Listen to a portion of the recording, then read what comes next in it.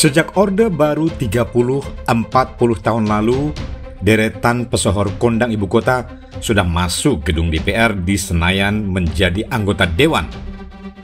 Pedangdut Rhoma Irama dan tokoh lawak Edi Sud almarhum termasuk di antara nama-nama besar yang pernah masuk Senayan. Belakangan penyanyi Titi Kadi juga 2 kali menjabat.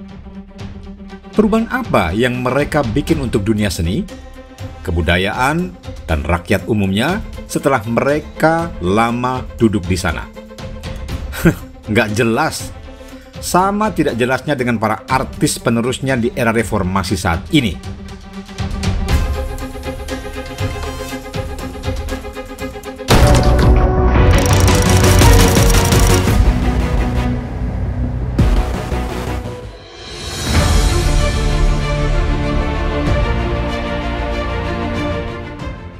Sebenarnya, warga non-artis sama saja. Kita sama-sama tahu, dari 560-an anggota dewan yang tersorot publik, tidak sampai 50 orang yang benar-benar bicara atas nama rakyat, minim. Yang bicara ke publik lebih sedikit lagi. Yang menjadi atau yang bernyali bicara ke media hanya bisa dihitung dengan jari sebelah tangan. Yang lainnya, datang, duduk, dengar, diam, dengkur, dapat duit, dan aneka fasilitas plus. Data statistik mengungkapkan kalau di era reformasi, khususnya 2 periode terakhir, gedung dewan diisi pengusaha, pengacara, dan keluarga pejabat. Selain itu, artis, pesohor, selebritis mengandalkan popularitasnya. Partailah yang mendanai kampanye mereka sebagai pemancing suara. Sedangkan pengacara dan juga pengusaha serta keluarga pejabat ini jelas berinvestasi, keluar modal besar, dan setelah terpilih berharap investasi kembali.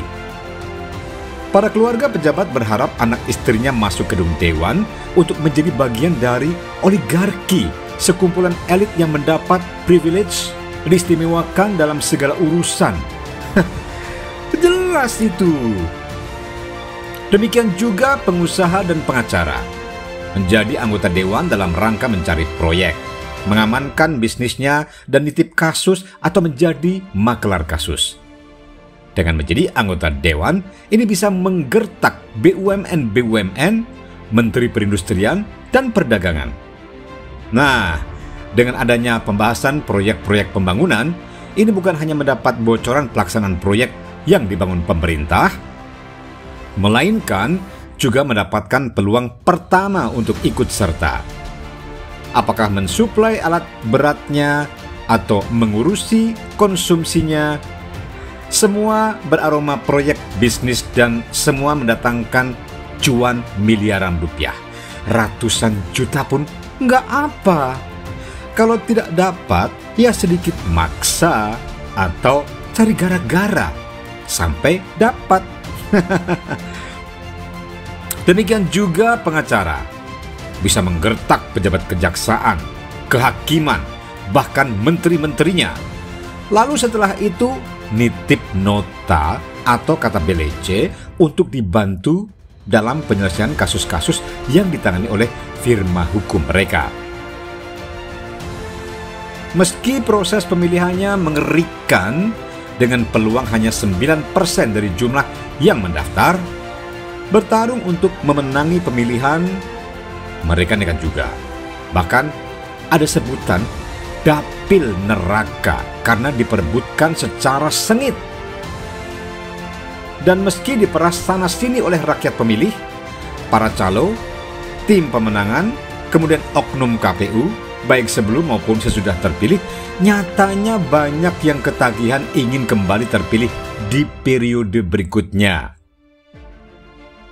Faktanya, para artis kemudian terekspos punya aset miliaran bahkan ratusan miliar rupiah sesudah mengabdi sebagai anggota dewan. Ada artis yang berterus terang kehadirannya di gedung dewan dan di pemerintahan ini menjadi wakil gubernur, bupati, atau wali kota ini merupakan kompensasi setelah mereka bekerja keras membantu memenangkan pemilihan kepala daerah. Tugas utamanya adalah berkampanye dan memenangkan pemilihan. Setelah pemilihan yang dimenangkan, dia duduk diam, menikmati jabatan dan semua fasilitasnya. Toh, seluruh proyek APBD diambil alih oleh kepala daerah terpilih. Kehadiran para aktor dan aktris, kemudian pesohor yang ada di gedung Dewan adalah mengajari mereka piawai berakting, sehingga meyakinkan awak media dan publik, dan utamanya tentu ketua partai mereka selaku bos. Meski kemampuan alami juga sudah mereka miliki, sehingga bisa duduk di sana, ya kan? Nah, ketika kamera media dan CCTV menyala dalam rapat resmi, mereka tampil kritis, galak, bentak-bentak, gebrak-gebrak meja. Lalu apalagi ya?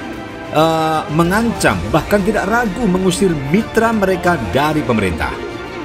Namun begitu, media pergi dan lampu CCTV mati seusai dengar pendapat ditutup. Mereka salaman sambil berbisik-bisik nitip pesan, tolong dibantu ya, tolong dibantu.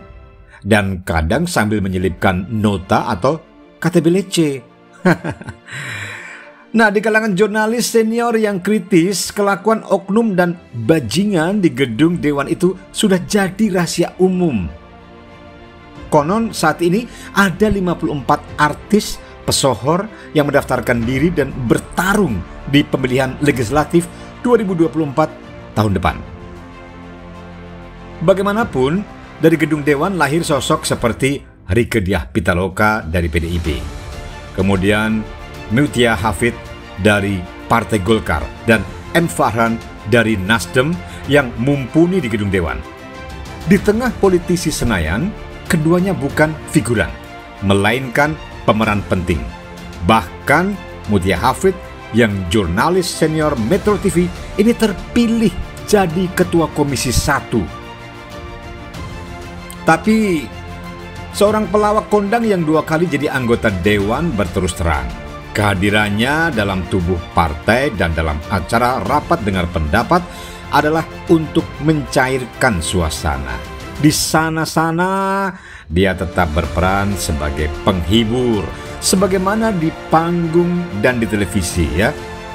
Iya, di sana-sini dia tetap berperan sebagai penghibur, sebagaimana di panggung dan juga di televisi.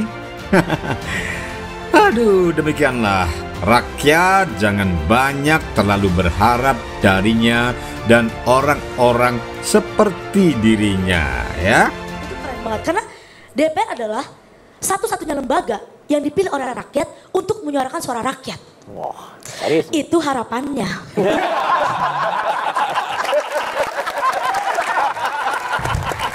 Seperti yang kita tahu kenyataannya seperti apa bukan? Malah menjadi musuh rakyat.